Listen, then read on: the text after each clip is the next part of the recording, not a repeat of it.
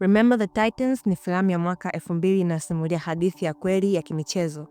Inasimulia yale yaliyotokea miaka ya 1970 katika shule ya umma ya K.C. Williams, kipindi ambacho shule za umma zilianza kuchanganya wanafunzi weupe na weusi kwa mara ya kwanza. Kocha Herman Boone, kocha mweusi, anapewa jukumu la kuiongoza timu ya shule iliyounganishwa kwa mara ya kwanza. Wakati chuki na ubaguzi vikitawala, anatumia mchezo huo wenye mithili ya raga, yani American football, kama darasa la maisha, kuwafundisha vijana hao kwamba ushindi wa kweli haupimwi kwa magoli, bali kwa jinsi tunavyoheshimiana, kuungana na kukua pamoja. Filamu hii imetayarishwa na Jerry Bruckheimer na kuongozwa na Boaz Yakin. Waigizaji wakuu ndani ya filamu hii ni Denzel Washington akicheza kama kocha mkuu Herman Boone, Will Patton alicheza kama kocha msaidizi Bill Yost, pamoja na vijana wa timu waliopitia mabadiliko makubwa ya maisha. Kama kuna filamu moja ambayo unapaswa kuangalia angalau mara moja maishani, Remember the Titans ni miongoni mwa filamu hizo. Dakika chache tu ndani ya filamu unajikuta tayari kwenye safari yenye msisimko na hisia kali. Ni ile aina ya filamu unaweza kuangalia na hutaki kuiacha hadi ishe. Kila tukio linakugusa kwa namna tofauti, na unapofika mwisho unaweza kuanza kuiona dunia kwa mtazamo mpya kabisa. Na haya ndio mafunzo makuu matano unaweza kujifunza kutoka kwenye filamu hii ya Remember the Titans. Namba 5. Binadamu wote ni sawa. Hakuna aliye bora zaidi kwa sababu ya rangi yake, kabila lake, au tofauti zozote za kijamii. Filamu inaonyesha hili kupitia uongozi wa kocha Boone, ambaye alihakikisha kwamba kila mchezaji, au mweupe au mweusi, anamwona mwenzake kama ndugu. Alilazimisha kila mmoja kumjua mwenzake kwa undani, historia yake, maisha yake na ndoto zake. Mwanzo ilikuwa ni ngumu, lakini hatua hii ilileta mshikamano wa kweli, na hatimaye wachezaji wajifunza kwamba wanahusiana zaidi ya walivyodhani. Namba 4. Kuwa na maono na msimamo thabiti husaidia kutimiza ndoto zako.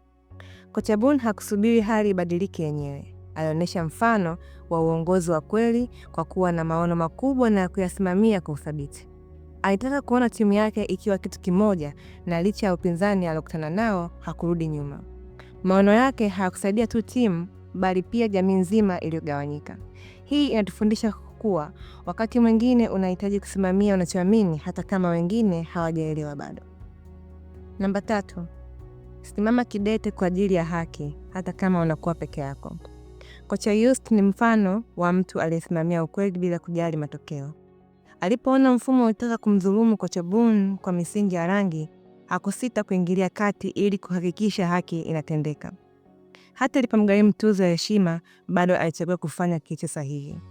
Hili linatufundisha kuwa usawa na haki si vitu vya kujadiliwa, vinapaswa kutetewa bila uoga. Namba 2. Siku zote umoja ni nguvu na utengano ni udhaifu. Kabla ya kuwa na mshikamano, Titans walikuwa na migogoro ya kutokuaminiana, lakini walipoanza kucheza kama timu moja, walikuwa na nguvu isiyozuilika. Filamu hii inatufundisha kuwa hatuwezi kufanikiwa peke yetu. Ushirikiano, uaminifu na mshikamano ni nguzo za mafanikio yoyote makubwa. Kabla tujamaliza na funzo letu la mwisho, ningependa kuchukua nafasi hii kukufahamisha zaidi kuhusu Purpose Reels. Purpose Reels ni jukwaa lililoundwa kwa ajili ya kutoa uzoefu wa kutazama maudhui yenye maana yanayolenga kuwasaidia watu kuleta mabadiliko duniani na kufuata ndoto zao. Kupitia uchaguzi makini wa filamu na makala maalum zinazohamasisha na kutia moyo, Purpose Reels inalenga kuhamasisha na kuwaongoza wale wanaotamani kuleta mabadiliko kufahamu vizuri shauku na kusudi lililo ndani yao. Tunapenda kuwakaribisha wote wanaopenda kushirikiana nasi katika safari ya kuleta mabadiliko kupitia filamu na maudhui yenye kusudi. Sasa, hebu turudi kwenye funzo kuu la mwisho kutoka filamu yetu ya Remember the Titans. Namba 1. Uongozi ni dhamana, si nafasi ya kutawala. Uongozi ni zaidi ya kuwa na cheo, ni kujitolea kwa ajili ya wengine. Filamu hii inatuonyesha mifano mingi ya uongozi bora. Tunamwona kocha Boone aliyesimama kidete kwa ajili ya usawa na mshikamano. Pia kocha Yost aliyethamini haki kuliko sifa binafsi. Gary na Julius walioweka tofauti zao pembeni na kuwa mfano wa mshikamano na uongozi wa kweli kwa wenzao. Uongozi wa kweli haupo kwenye maneno tu, bali kwenye vitendo. Na tukumbuke kuwa watu wanamfuata kiongozi anayewajali na kuwaongoza kwa mfano.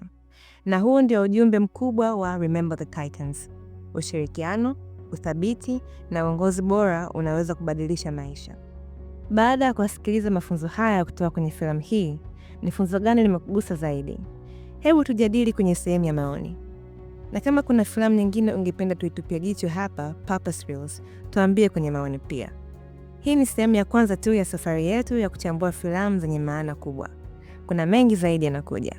Endelea kutufuatilia ili usikose maudhui mapya.